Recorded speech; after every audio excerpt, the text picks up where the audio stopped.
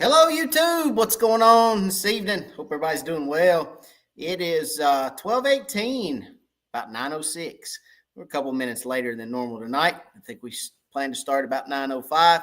That's because we were having a little bit of a technical difficulty with the computer. So hopefully you guys can see and hear us just fine when you guys get on tonight. If you don't care, shoot me a hello.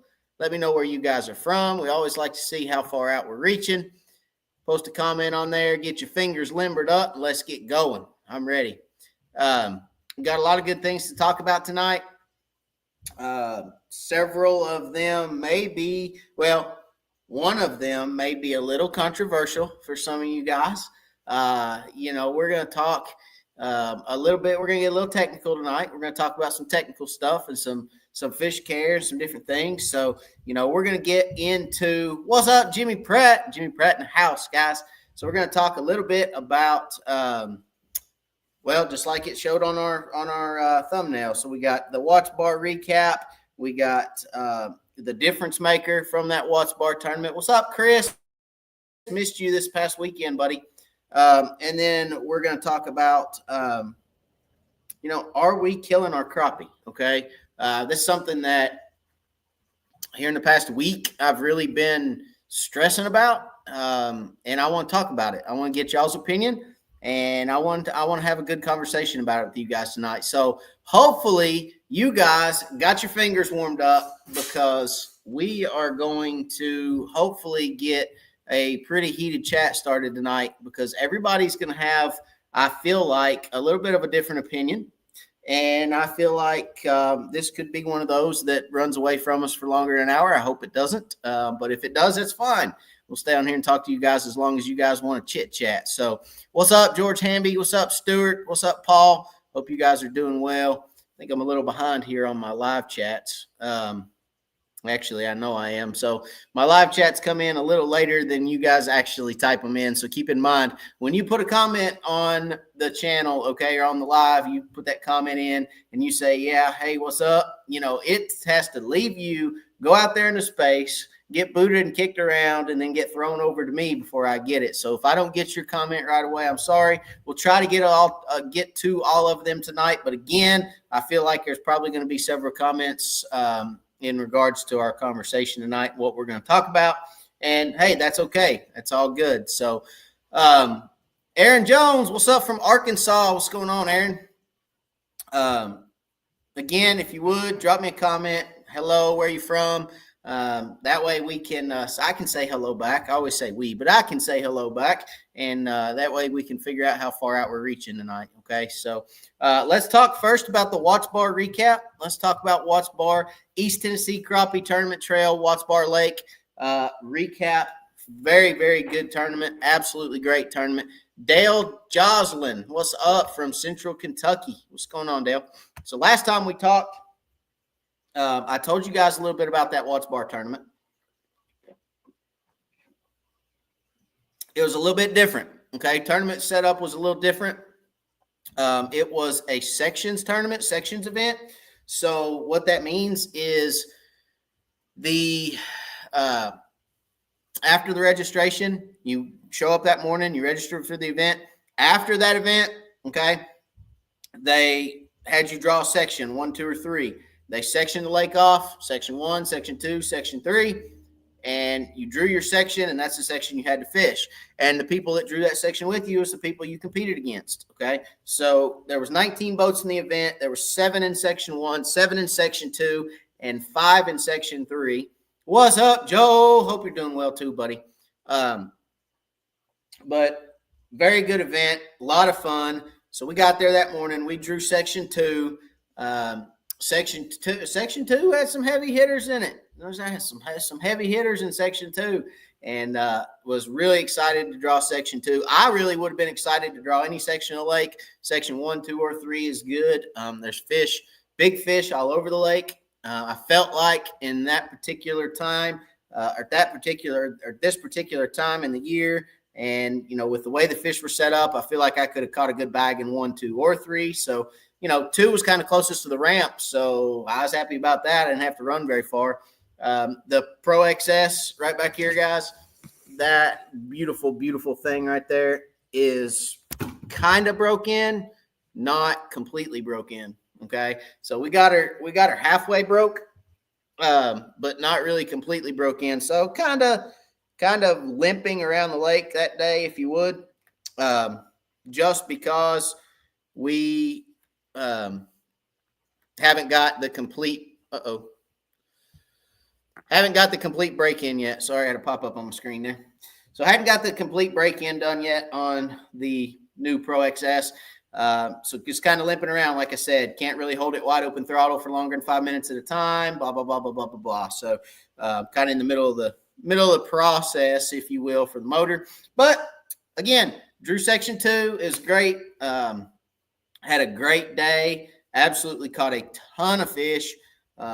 Fished from anywhere from 20 to 40 foot deep. Just had a great day, caught a ton of fish, like I said, and really had a great bag. Ended up with 7 fish, weighed 14.21 pounds with 7 fish, so over a 2-pound average. That video will be coming out for you guys, so you guys can watch that video. Really, really great video, I think. A little bit of a different camera angle. We're actually kind of off to my side and kind of out in front of me where you guys can actually see my responses and see, kind of hear me talking better. So kind of change the camera angle up for you guys a little bit. So I'm really looking forward to you guys seeing that with, the different angles, see how you respond to that, where you can kind of see my facial expressions and not just look at my back all the time. It's not easy, guys, to find good camera angles in a boat. You know what I'm saying? Especially when you have a GoPro that has to stay on a charger and you're limited to the kind of the setup that you have with your GoPros. They've got clamps and other things, but there's really nothing that you can clamp on. You can't clamp on the trolling motor because the head's spinning around all the time. And you can't really, there's not really anything up front of the boat to clamp onto. I guess I could clamp onto the side of one of my live scope units up front, but then you got a camera that's kind of in your way. Anyway, long story short, new camera angle, so you guys will enjoy that. But the winners in Section 2, Joel and Skeeter absolutely had a great bag. They had 1440. I think it was. Yeah, they had 1440. I had 1421. So finished second. Look, anytime you go to the lake and catch over a 14-pound bag, I don't care where I finished or what I did. Had a really tough time that day with keeping fish alive, okay? A really tough time. Had 3 fish die. My biggest fish of the day died. It was a 254 or 256. It was 250. It was over 2.5 pounds. That fish died. And then I had 2 other fish that were just over. One was 2.14 and the other one was 2.05 or something along those lines, 2.07. I'd have to pull my scale back out. But nonetheless, 3 fish over 2 died, still had over a 2-pound average. And after that event, I've got to the point. Well, let's talk about the bait, the rods. Let's talk about what I used in the event first before we get off into any craziness. So let me grab a rod here. If I can do it without breaking it. All right. So ACC crappie sticks. This is the Tennessee handle ACC, 6.5 footer. Okay. Tennessee handle, super grip. Fluger Tryon, size 25 reel. You guys know I love that Fluger Tryon, size 25. This Tennessee handle is a one-piece. Okay, it is a one-piece rod. 6.5 foot again. Medium fast action on that rod. Okay, I like a medium fast action. The bait that we put with this, line we used with this, it was a Bonehead Tackle B-Power braid in the orange. Okay. And then the bait that I used, I started out the day with that purple and chartreuse stump bug, Bonehead Tackle stump bug. Started with that because the weekend before I was down there and they absolutely waylaid that bait. Okay. That purple and chartreuse was getting absolutely hammered. started with it, caught a few fish, and then noticed that there were a few fish that would come up. You'd see them on the live scope, okay? The bait would be going through the water, and they would come out, and they'd follow that bait about 3 or 4 feet, and then they just kind of back off, okay, and go back to their pile or back to their stick or back to their stump or whatever. And you'd cast down there again, and that fish would come out again, and he'd follow that bait, and he'd just kind of turn and go back to his pile, okay? So once I started seeing that, I knew it wasn't working. All right, purple and chartreuse wasn't right, and I switched over to, which you guys, no surprise, okay, the pumpkin and chartreuse or the grasshopper, okay, stump bug. I went to the grasshopper stump bug. That absolutely carried me through the rest of the day. I caught fish the rest of the day, no problem. Didn't have any issues catching fish. Never switched again. Okay, I switched baits at about, I think it was probably somewhere around 8:30, 9 o'clock, somewhere right around in there, and fished that bait the rest of the day. Okay. Once you find a bait color for that day and those fish are biting it and they're consistently biting it, you just leave it, guys. If a fish won't bite, it's because he's not hungry. If you find 4 or 5 in a row that won't bite, then maybe change your colors or your presentation. Maybe go to a different profile bait, something along those lines. But if you just have one fish here, one fish there that doesn't bite, that's typical. Okay, that's a typical crappie bite. You're going to find some of those big fish that just won't eat. They may look or they may chase, but they just won't eat. And you will come across those every once in a while. That's big fish for you. Sometimes big fish feed, sometimes they don't. Okay. So again, if you find 4, 5, 6 fish in a row that won't bite, by all means, switch colors. Okay. If you find one, then go to the next one and get a bite. Go to the next one, get a bite. Go to the next one, get a bite. Go to the next one, and he's not really interested. Go to the next one, get a bite. Go to the next one, get a bite. That's normal crappie fishing. Okay. So just because one fish won't bite doesn't mean you go switching around and going changing stuff up. But those multiple fish, 6, 8 in a row, yeah, you got to change. Okay. So let's jump over to the jig head, okay, that we were using, the difference maker, if you will. Let's just go ahead and go into the difference maker. The difference maker for me for fishing the way I was fishing at Watts Bar is no doubt the Rougarou tackle, okay? That Rougarou tackle 1/4 ounce tungsten jig head right there, okay? RougarouTackle.com. You can pick those up. They have 8s, 1/4s, and 16ths. Why is that a difference maker? Well, let me tell you exactly why that's a difference maker. One, they fall quicker, okay? Tungsten falls faster than lead. And when you're fishing deep, that absolutely makes a difference throughout the day. Throughout the course of an entire day, it just flat makes a difference. The next reason that it makes a difference, and hear me out real quick, is the hooks on these jig heads, guys, are impeccable. I have for years searched for a jig head that just has the sharpest hook I could find. I wanted something that just was needle sharp, and I'm here to tell you that's it right there. I have not found a hook that is that absolute sharp. I mean, just needles, guys. I have not found a hook that has that point on it in a very, very, very, very, very, very, very long time. And absolutely love that hook. Now, let me say this. These are not jig heads. There's the same 1/4 ounce jig head and a chartreuse. These tungsten jig heads are not a jig head you want to throw around thick cover. Okay, thick cover is a no-go with these jig heads. Why? Because they're expensive. I'm not going to lie to you. I'm not going to sit here. Look, I buy them just like you guys do. They are expensive. Okay, I'm telling you. But with that being said, they are incredible jig heads. I really do Obviously, they sponsor the channel. They're one of my sponsors. I do get a little bit of a break on them, but not much. I'm telling you this because I really, really do like them. And even if I didn't get a little bit of a break, I still would buy them just straight up. Okay.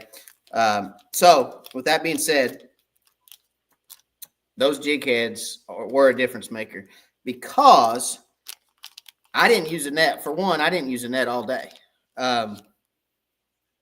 When this jig head sticks that fish, it sticks that fish something serious.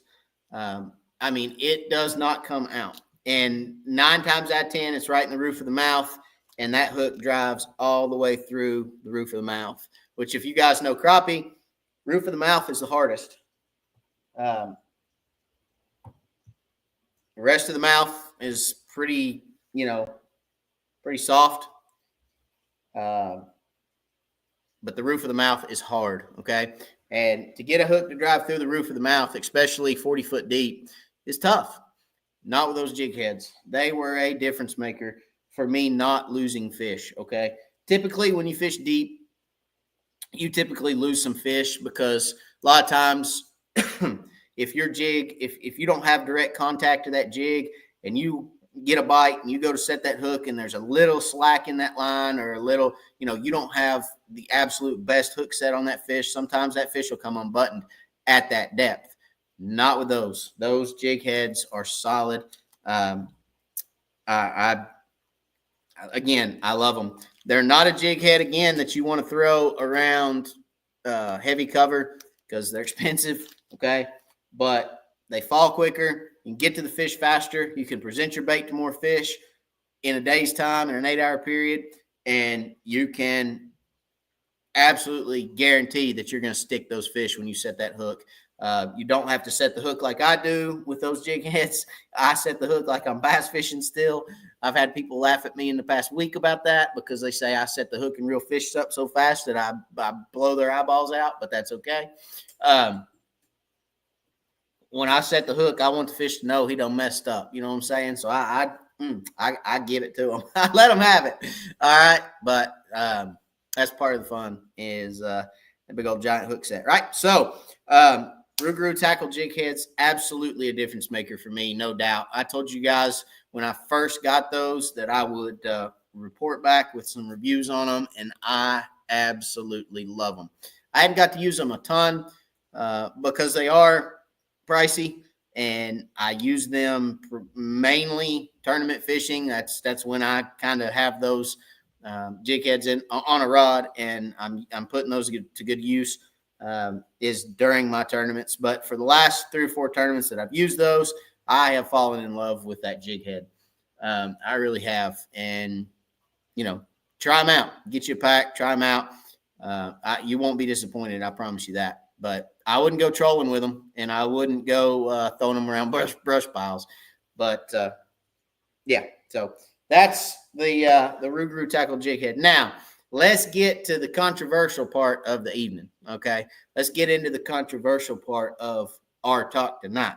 So, with our controversial part of the talk tonight, the thing that I struggled with Saturday is, just like I told you guys earlier, I had 3 fish that died Saturday, and I pride myself in taking care of my fish from the time they come over the gunnel to the time that they go back in the lake after the tournament. So the thing that I struggled with was the fish look dead when they come over the gunnel. And it's hard to keep a fish alive when he comes over the gunnel and his gill plates on the outside of his face and his chin is so bloodshot that you cannot.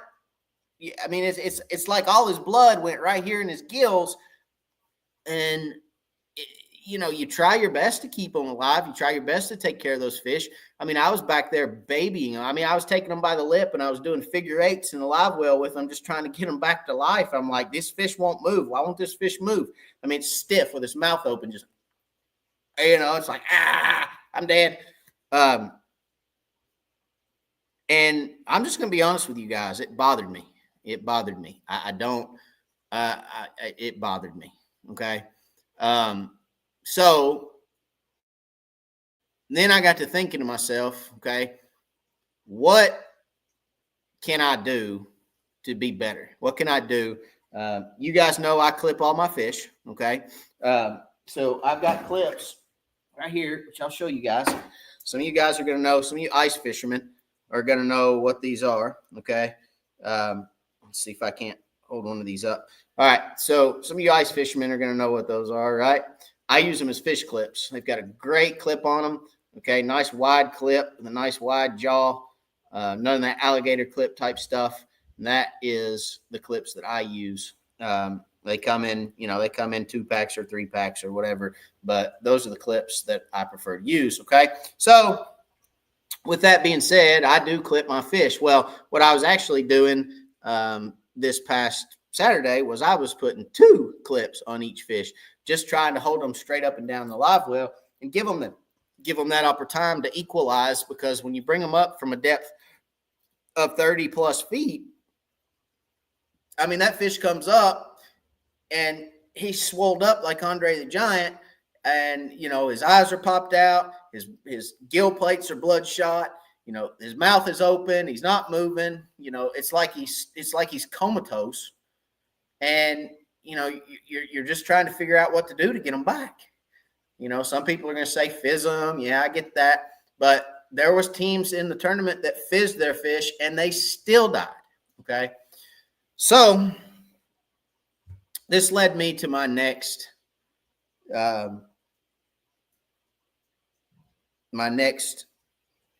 guess, research plan, if you will. And I started researching what happens to these fish, not just crappie, but all fish. What happens when you bring a fish out of 30 foot of water on a rod and reel and sling it in a boat, and then, whether put it in a live well or toss it back in or whatever it is you decide to do with that fish, what happens to that fish? So started talking to biologists, started doing some research online, started to figure out kind of, what other people have seen and done, and what the results are of bringing a fish up out of that kind of depth of water.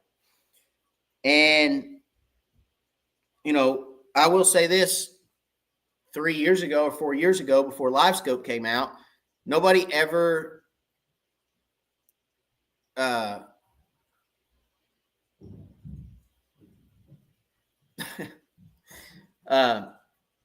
nobody ever fished that deep. Very rarely did anybody ever fish over 30 foot deep before LiveScope, pre-LiveScope, because you just couldn't be that accurate. You couldn't be accurate enough to throw to an individual fish in 45 or 40, 50 foot of water. So you didn't have that. You didn't see that issue. One thing that I did find impressive, or I guess not impressive, but one thing I did find, what's going on fishing with Domingo? One thing I did find interesting is down on Lake of the Pines in Texas. Lake of the Pines, December 1st through February 28th, you cannot, what's up, Hunter? You cannot fish Lake of the Pines from December 1st to February 28th and throw a crappie back. So they actually, if you catch a crappie on Lake of the Pines, December 1st through February 28th, you have to keep that fish. And then once you reach your limit, which is 25 per person per day, you have to leave the lake. And it states on there, the reason they do that is because of a deep catch mortality rate, a deep catch or a winter deep water yield mortality. Okay. And basically what that is they know, and the biologists that some of us have talked to over the last week know that there is a mortality rate to catching fish in the winter out of deep water. And by deep water, I mean 30 foot plus. Okay. That's kind of where I feel it is. I don't know that for a fact, but I kind of feel like because you can catch fish in a tournament out of 20 or 25 foot of water, and they do fairly well. But once you get 30 plus, those fish don't do well. They just do not keep well. Okay. So on Lake of the Pines, they have flat out said, we're not going to do it. We're not going to allow people to even come out and fish past their limit.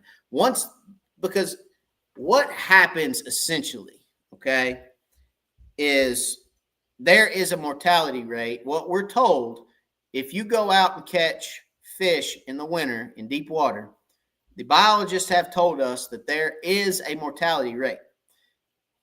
Just catching that fish, taking the hook out of its mouth, and throwing it back in the lake. And both biologists have told us that we talked to two different biologists. Both of the biologists said that, basically the statement that they said they hear all the time is, I watched that fish swim off. Okay, great. But this mortality doesn't necessarily happen at time of catch. Okay. What happens is when you bring those fish up out of deep water, it causes their air bladder to expand. It puts pressure on their nervous system, and it puts pressure on their brain, because when that thing swells, that's what makes their eyes pop out.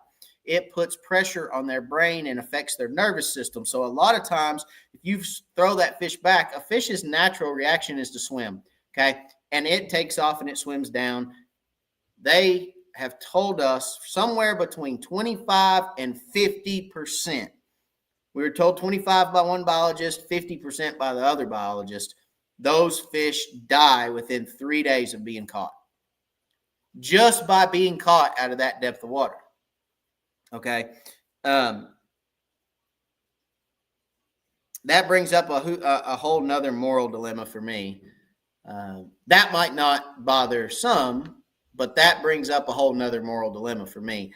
I cannot bring myself to think in my mind, if I go to the lake and catch 100 fish, okay, that somewhere between 25 and 50 of those that I catch are going to die. Regardless of what I do, there's nothing I can do about it. It's a mortality rate of deep water winter catch mortality rate that is going to happen. So what are y'all's thoughts? Because I'm not seeing any comments. So what is everybody's thoughts about it? I can't see myself going out there on an average day to just go to the lake and fish and go sit out there in 45, 50 foot of water and just catch fish all day and throw them back knowing that they're going to die. I get it. Fish die. I get that. Don't shoot me down when I'm preaching good. I get it. But anybody who has that information, anybody that knows that information, in my opinion, that still goes to the lake, Slab says, I don't think it's accurate. What do you not think is accurate, Slab Happy? What do you not think is accurate? Tell me, what you got? What do you not think is accurate? Hunter says, I don't have any spots that deep yet. Lots of laughs. So, Slab, tell me what you don't think is accurate and why. So, again, going out and catching fish that essentially are going to die within 3 days of being caught. Now, that's not every fish, okay? Slab Happy, think we would see more fish floating. See, you didn't hear me. You didn't hear me well, okay? The fish don't die instantly. They don't die the day you catch them. There's a mortality rate that takes up to 3 days. 3 days. Okay. That fish could die any time in those 3 days. Okay. Not right. Not it. See, that's the comment that I was told by the biologist that most anglers make is I saw that fish swim down. I saw that fish leave. I saw that fish swim away. Just because you see that fish swim away doesn't mean it's not going to die within that 3 days.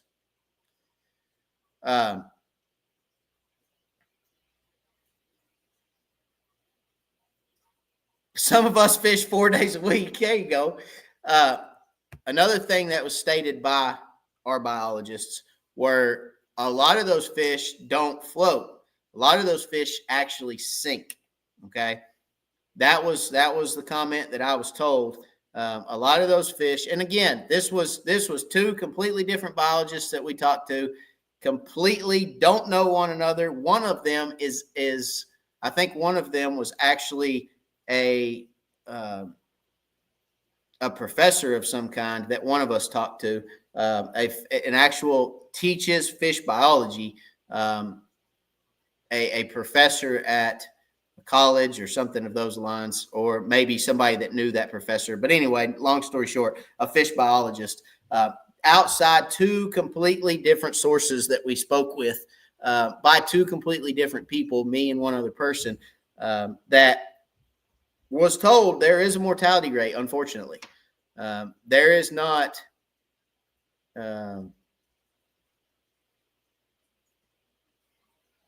Let's see. What you guys got?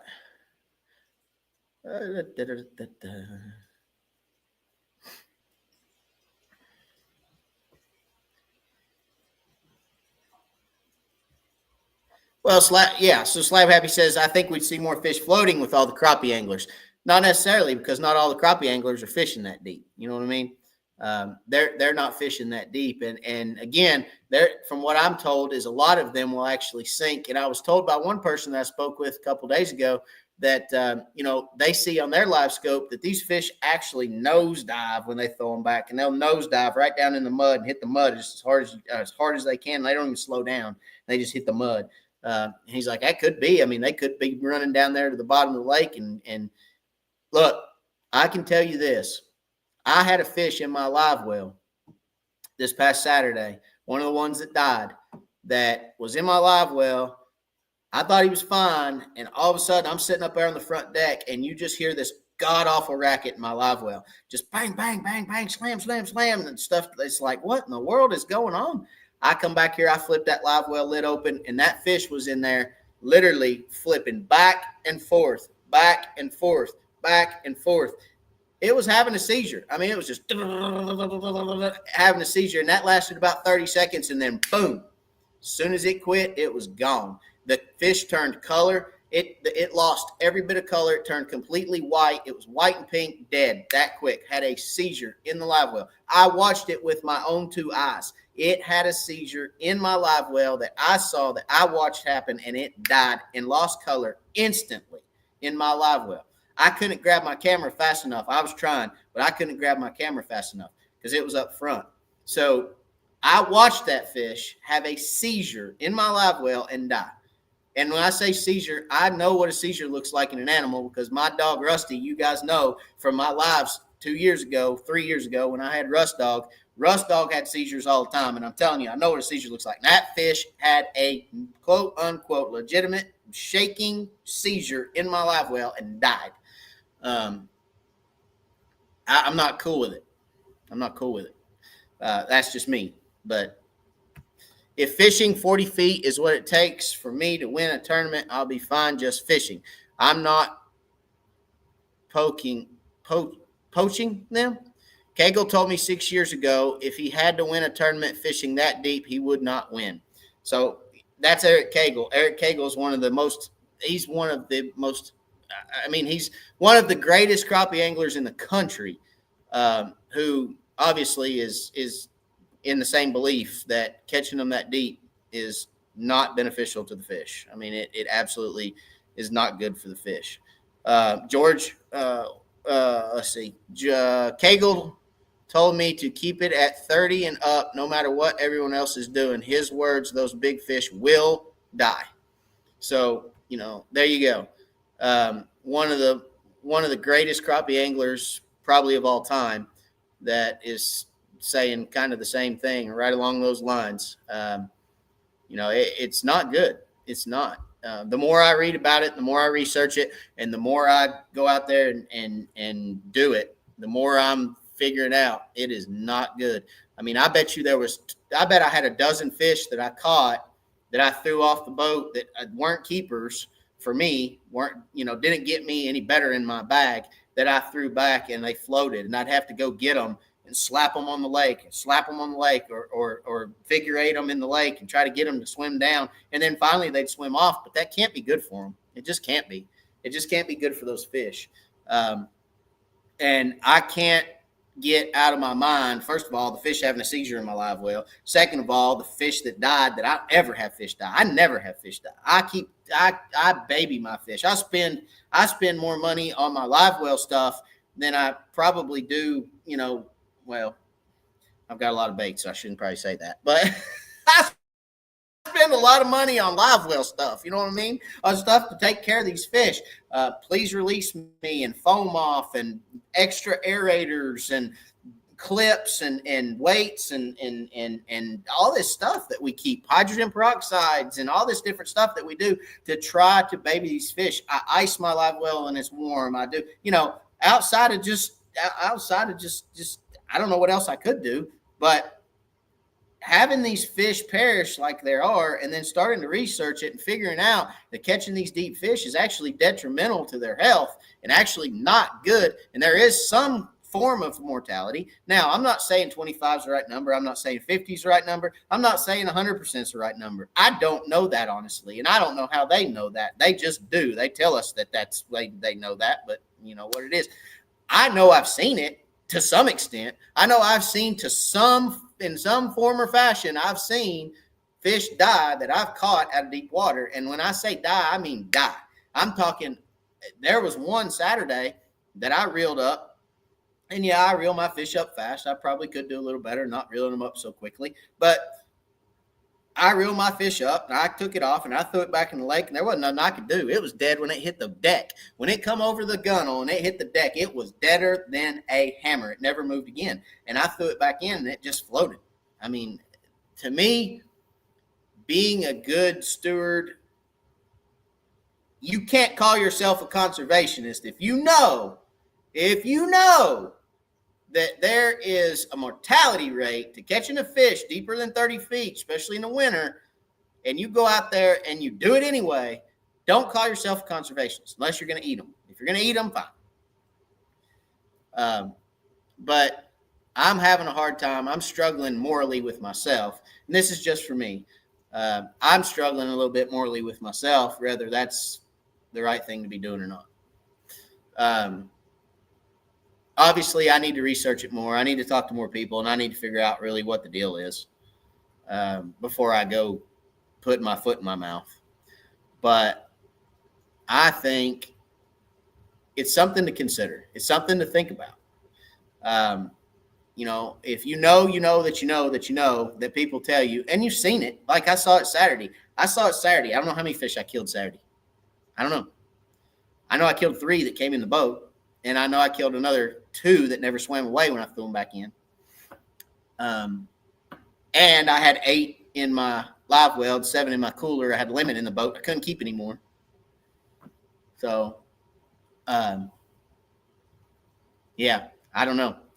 What is y'all's thoughts? Tell me, am I right? Am I justified in the way I'm feeling? And do I need to keep my mouth shut and go on about my business? Shut up. I mean, what do you guys feeling? It's weighing heavy on my heart. It's weighing heavy on my heart. And I think it's something that needs to be considered and thought about. That's all I'm saying. And, I don't know. Eric, let's see what Eric's got to say. I'd be curious how they figured those percentages and how they found the same fish 3 days later. That's a very good question. I can't answer it. I don't know. That's something that I need to figure out too. That's something that, that's one of the questions that I have as well is, where are the studies, who did the studies, where can we access those studies? I would like to see it, other than just saying, well, our studies show, okay, good. Studies show. Where are they at? Where can we access those? That's a very good question. I'm going to find that stuff out. I'm not done researching this. You guys know me. I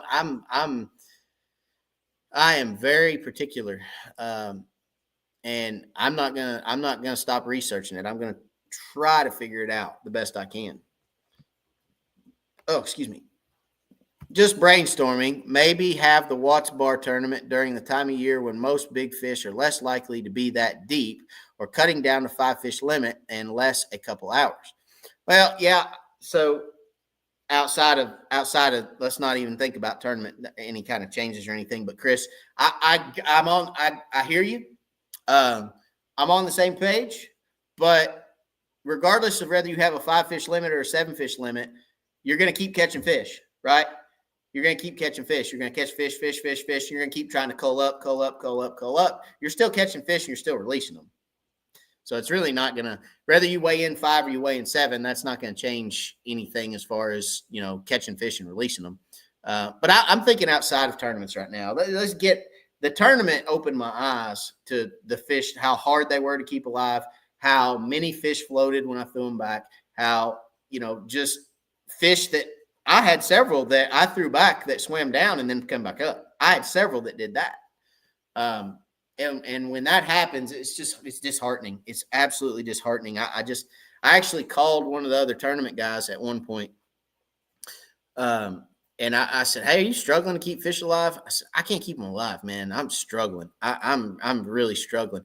And I was struggling with myself morally at that point too. I'm like, why am I doing this? Why am I out here fighting these fish, trying to keep them alive? And, I don't know. It's tough. It's tough. It's tough thought.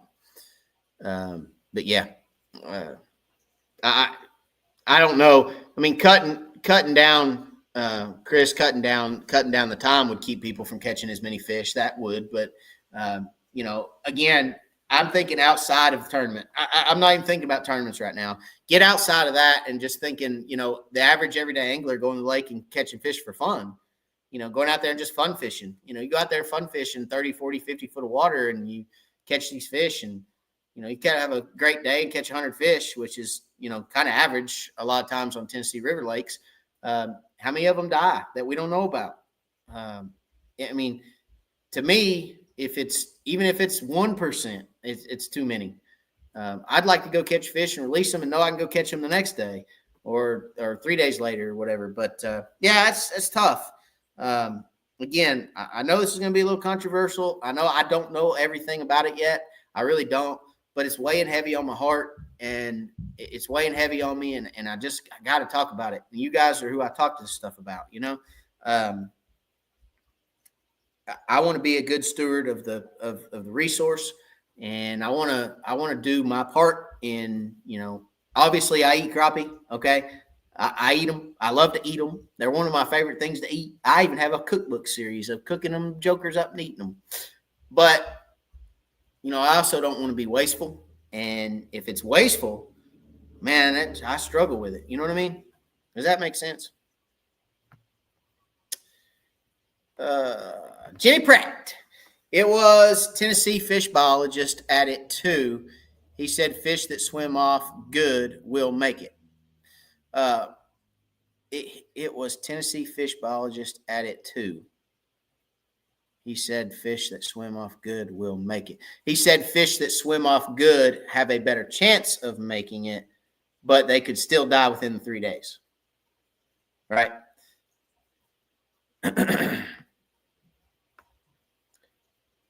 That fish committed suicide. Yeah, he had one of those little pill things that those spies have in their mouth, and he cracked it.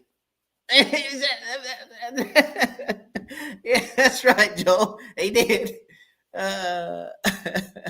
That's right. Rabbi crab trying to burp itself in the live well to relieve pressure? Question mark. No, this wasn't it. That wasn't it. It wasn't trying to burp itself. I mean, it flat out had a seizure in the live well. And it was crazy because I'm serious. Like, this was a white crappie, had white stripes on its side, and or black stripes, excuse me, had black stripes on its side, and then just like white crappie do. And that fish literally had a seizure in the live well, was flipping, shaking back and forth. And instantly, as soon as that fish stopped seizing, the whole fish went white. The whole fish. You know how fish look after you keep them in the cooler for a couple days on ice, waiting to clean them, and you get it out and it's white and it's all bloodshot around the gills, and it's, and you get it out and you clean it. Has anybody ever done that besides me?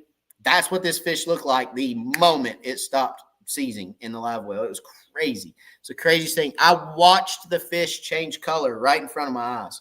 Like, I'm literally sitting there looking at it, and it just changed colors. And I was like, what? What? That fish is Houdini. That's a Houdini fish right there. So, again, no, I don't think it was trying to burp itself. It may have been. It may have been trying to burp itself, but it didn't burp. I'm telling you right now, there was no burping. And I even had it clipped, sitting up and down in the live well so it can naturally burp. That's a big thing for me, is I like to keep those fish clipped to where they're straight up and down the live well so they can naturally burp. But, yeah. George Hamby, Eric Anderson, they tag and make the fish to keep up with them. I got to work fish care at Grenada this past year, and I've seen hundreds of tagged fish. So, I'm sure they have their way of doing it. I'm going to find out more about it. I'm going to get with the lead fish biologist in our area. I won't give his name out over the air here, but I'm going to get with him. I'm expecting a phone call from him. He is the guy, is what I'm told. He's been with he's been a fish biologist since he was since he got out of college at 21 or 22 years old or whatever. And I think he's 73 or 74 years old. He's been doing it for a while. So I'm going to get him on the phone, figure out exactly, some of these questions that you guys have. Decompression live wells. That's what I'm talking about. Let's juice these live wells up, son. Let's get these things. Hey, if they got decompression chambers for scuba divers, that get the bends when they come up out of deep water, right? Don't people get that too? Think about it. If people get that, and that can be deadly for a scuba diver. If a scuba diver comes up too fast, it could kill him or her. And, here we are. It's not that far-fetched to believe. You know what I mean? But decompression, he said overdose on G-Juice. I don't use G-Juice. I use a product called Please Release Me. Actually, I'll show it to you guys. Let me grab it real quick.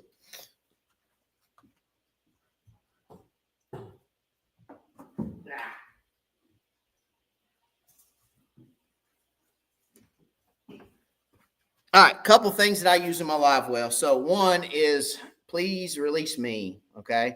That is a Sure Life product. Please Release Me. It actually does several different things. It calms your catch, reduces weight loss, replaces slime coat, removes harmful chlorine out of the water, and helps hook heal wounds. Contains beneficial electrolytes necessary to strengthen the metabolism of fish caught in a live release. So, it does several different things, and it goes on and tells you all different kind of things, gives you fish keeping hints and so on and so forth. So that's what I use. That's a granular, okay? I like the granular for a couple reasons, because I can, smoky. You guys see that? Opened it up and it smoked me out. So that's a granular. I don't know if you guys can see that or not. There you go. So it's granules. I do like the granules, because one thing that I do is I can actually put a little bit extra in the live well, and it kind of time releases it, if you will.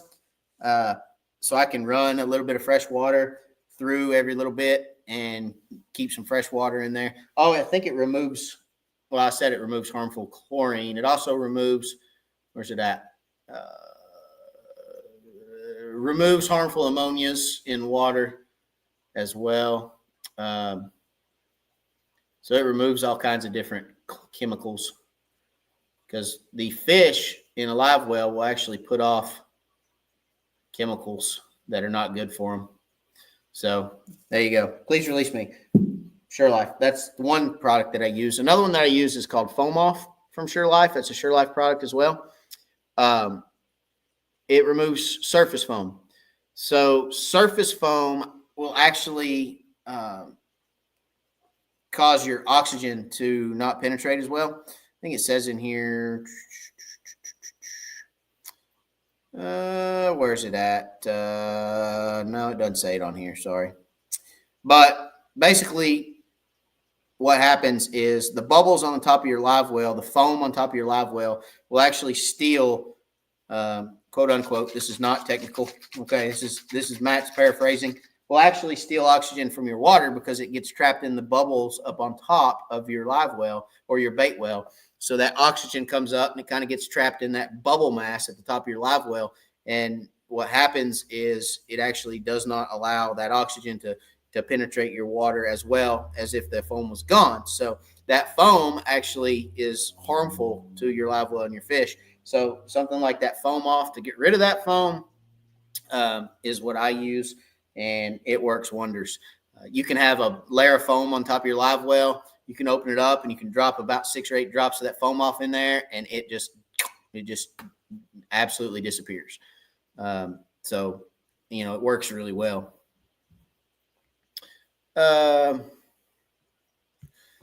Rich and Jen's Adventures. I'm new to crappie fishing and was told of high mortality rate deeper than 30 feet, so I will never fish that deep. Again, I'm going to get more involved and more in depth with it because I don't want to go out there and just kill a bunch of fish. Now, if I'm going out there to catch fish to eat and, hey, I'm going to keep, every fish I catch today until I get to my limit and I'm going home, sure, go catch them.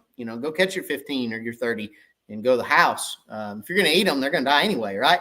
I guarantee you this, and I've talked to people about this already this week, but I guarantee you this. Us having a tournament, catching those fish and releasing those fish, there's a better chance that some of those fish live by us releasing those fish than those fish going in somebody's cooler and going to the house and getting a grease bath. So, as far as the tournaments are concerned and the tournament trail is concerned, us doing our part to try to release those fish and let those fish go back and grow and swim for another day is doing a whole lot better than putting them in somebody's cooler and sending them to the house with somebody to clean 100 fish or more. But so we're still doing our part to get fish back to the lake in a safe manner. But this is just really, something to think about. This is something for me to consider how I want to move forward with my crappie fishing. It's fun, to go out there and catch 100 fish a day, but what's the cost to it is my thing. And, I know that's going to ruffle some feathers, and that's fine. I don't mind it, but I got to get more involved and more in depth with what that really is. Is that really true? I don't want to say it's not true, but we've been told it's true. But what at what rate? At what percentage? Again, 1% for me is a little much. If somebody snatched you up out of your living room and you had a 1% chance of dying because somebody snatched you up by the back of the neck, would you want people snatching you up by the back of the neck? And again, I'm not relating. Listen, I'm not relating fish to people. I'm not. I'm just saying to be a good steward of the resource and to consider conservation. What does that look like? And where do you draw that line? And that's different for everybody. Everybody has a different line that they draw in the sand. And where is that line for you is what you have to figure out. But, hey, putting that out there, putting the knowledge out there and trying to figure out, what's true, what's not. You hear things, you wonder, but where's the data, right? And that's what I'm trying to find out is what the data shows. Chris, you could get one of those fish baskets from those shady bass guys and do a test. Catch one at 40 feet, put it in and drop it down, then come back in a day or two and see if it's alive. Yeah, but who says that fish is going to be in that percentage that's going to die, Chris? who says that fish is the one that's going to die or the one that's going to live? Again, it's a percentage of fish. It's not every fish. Nobody's saying that it's every fish, guys. Nobody's saying that it's every other fish or every third fish or every fifth fish or every 100th fish. I don't really know that. I just know that there is a mortality rate. There is some kind of mortality rate. So, really to do the test accurately, what somebody I think would have to do is, in my opinion, is have 100 fish in a pool of fresh water, have 2 layers of plexiglass with holes in it above and below those fish so that you can set those fish at a certain depth, call it 30 feet, then go out there one day and raise those 2 things of plexiglass and bring those fish up to the surface and suspend them out of the water for 45 seconds and then sink them back down there to 30 feet and watch how many of the 100 die. And you can get a percentage out of it, right? So if you have 12 out of 100 die, then you had 12% of them die. You know what I mean? So I guess that's probably, accurately, I don't know how you would do it any other way, unless you put some kind of GPS tracker in them that, you could watch and see if they were still moving around after 3 days. I don't know. That's outside of my purview. I don't claim to be a fish biologist, nor do I want to be a fish biologist. I got too many irons in the fire to be a fish biologist, but I can be a good conservationist and I can be a good steward of the resource. And, hey, sometimes going down those roads. And as a tournament director, I kind of need to understand what that looks like too. As a tournament director, I kind of need to, under the president, I kind of need to understand what the effects of us doing what we do are. I try and I pride myself in being very particular and very detail oriented. And I try to do what's best for everybody and anybody. And that should include the fish. When we have a tournament, I should be considering the fish as well. So, and when I go out there and I fish for a day for you guys on YouTube, do I really need to go out there and catch 40, fish out of 40 foot of water so you guys can see them? No, I could go shoot docks. I could fish shallow brush. I could fish, I could pull planer boards like Mr. Jimmy said earlier. There's other things we can do to catch crappie. Might be the easiest thing to do is go catch them in 40 foot, but not necessarily the most ethical thing to do, right? So those are all things that I'm trying to find out, and morally within myself, try to figure out what those things are and what the best approach is. That's all I'm saying.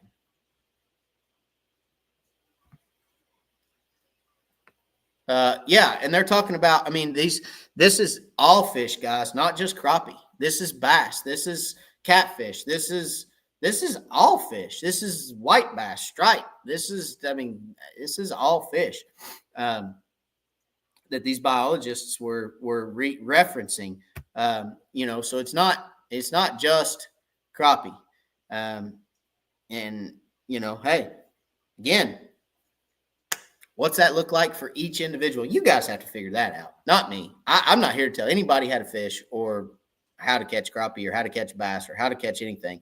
I'm just talking about for my personal opinion, for my personal beliefs. Eric says, I have never fished a tournament or been part of one. Do the fish caught and weighed not kept? No. So in our tournaments, no. In our tournaments, the fish go back to the lake after being weighed. So after you weigh your 7 fish, they do go back to the lake. I don't believe the percentage numbers. I've been fishing that way for 3 years. That's not my experience. I will continue. Absolutely. Like I said, I'm not here telling anybody they need to fish any different way. No way, no, not doing it. Not telling anybody they shouldn't fish that way. I'm just saying there is some kind of mortality rate. And again, what does that look like? I don't know. I don't have the data. I wasn't the one that did the research. I don't know. But for me, seeing that Saturday really opened my eyes to it a little bit. It did. It was tough on them fish.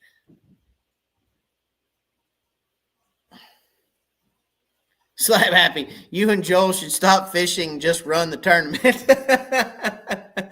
That's not ever going to happen. I don't think. They said they would put students in our boats to tag fish electronically. That's what they did with smallmouth on Norris and Cherokee. Oh, awesome. So they did that on Norris and Cherokee, and that's where they kind of found that's where they kind of got some of their data from is, they electronically tagged fish and got data from their electronically tagged fish, I'm assuming.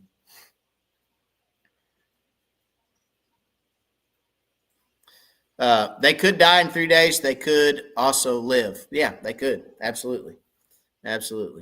Jimmy said, I'm out. See you, Jimmy. I don't fish over 25 feet unless I'm keeping them because I've seen too many of them come back up and feed the seagulls.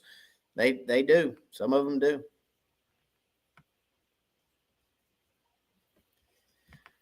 Matt, I literally told the guys at Fish Chickamauga tournament that I had a fish that had a seizure. It died right after it finished shaking while I was holding it.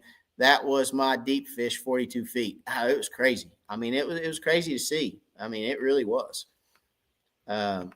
We can try our best to treat them the best possible. Some are stronger than others. Simply put, I think circle of life, something will eat it either way. Yeah, something's going to eat it. I mean, whether another fish or an eagle. I had an eagle eat one.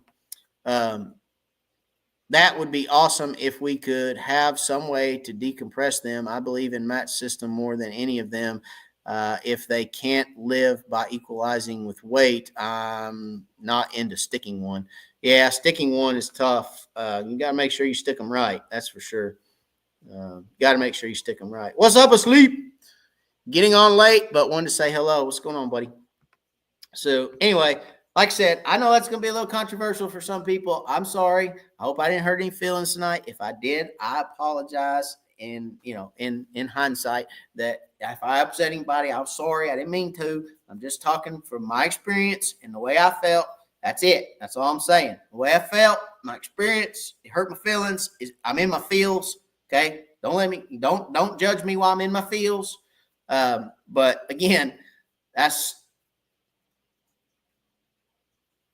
yeah,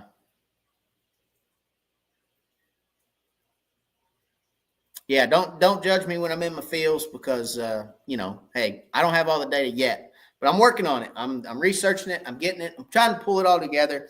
And if I do get it all pulled together, I'm gonna bring it back and talk about it again. So hopefully I can get it all pulled together. But again, I struggle with it. I really do. I struggle with it. I'm struggling with it currently. Don't know that I'll struggle with it in the future, but I'm struggling with it. So again, just me. Don't get mad. I apologize. It's okay. We're all going to be all right. All right. Matt needs a hug. That's right. I need a hug. That's what I need. I need a hug. That's right. Anyway. All right. So we're going to call it a night.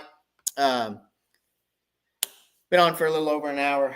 Like I said, appreciate you guys for watching. As always, God bless. I hope y'all have a great week. Catch you guys same place next week, same time.